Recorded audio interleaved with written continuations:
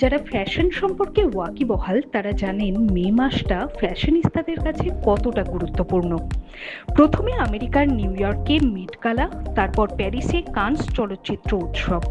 মেট গালা হোক বা কানস চলচ্চিত্র উৎসবের রেড কার্পেট, গ্লোবাল সেলিব্রিটিরা বিভিন্ন ডিজাইনারের ডিজাইন করা পোশাকে বিশ্ববাসীর নজর কাড়ে প্রত্যেক বছর। এই বছরও তার ব্যতিক্রম নয়। তবে মুঠোফোনের যুগে মোবাইল স্ক্রিনে যে ছবিগুলো সবাই দেখতে পায় এইসব গ্লোবাল ইভেন্টের, তার মধ্যে কোনটি সত্যি আর কোনটি এআই জেনারেটেড তা ধরা মুশকিল সাধারণ মানুষের পক্ষে। বিগত দিনে গ্লোবাল সেলিব্রিটিদের অনেকেরই এআই জেনারেটেড ছবি দেখা গেছে মেট গালা বা কানস চলচ্চিত্র উৎসবে অংশগ্রহণ করার। ভারতীয় উপমহাদেশেরও অনেক সোশ্যাল মিডিয়া ব্যক্তিত্ব বা সেলিব্রিটি তাদের ছবি এআই দিয়ে জেনারেট করে এরকম গ্লোবাল ইভেন্টে অংশগ্রহণ করেছেন, তা মজার ছলে নেট দুনিয়ায় প্রকাশ করেছেন। কিন্তু সমস্যার সূত্রপাত এখানেই।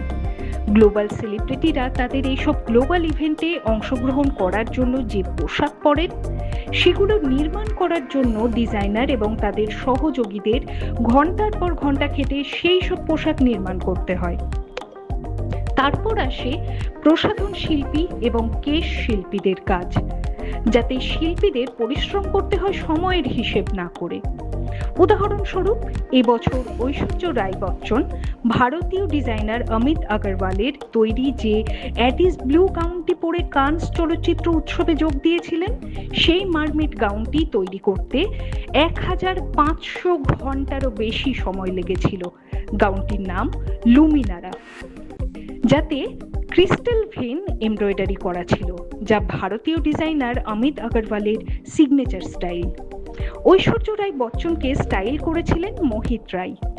এছাড়া ছিল চীনা ফ্যাশন ডিজাইনার চেনি চ্যান এবং বিলাসবহুল ব্র্যান্ড সোফি কুচারের তৈরি অপর দুটি পোশাকও।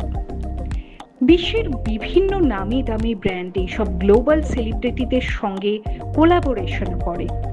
বিভিন্ন ডিজাইনাররা মনে করছেন এআই দিয়ে তাদের কাজের কিছুটা সুরাহা হলেও সম্পূর্ণ পোশাক নির্মাণ এআই এর পক্ষে সম্ভব নয়। তাই এআই নিঃসন্দেহে ফ্যাশন জগতে ব্যাপক পরিবর্তন আনছে, তবে এটিকে নৈরাশ্যজনক পরিস্থিতি হিসেবে দেখার পরিবর্তে আশার আলো হিসেবে দেখা উচিত।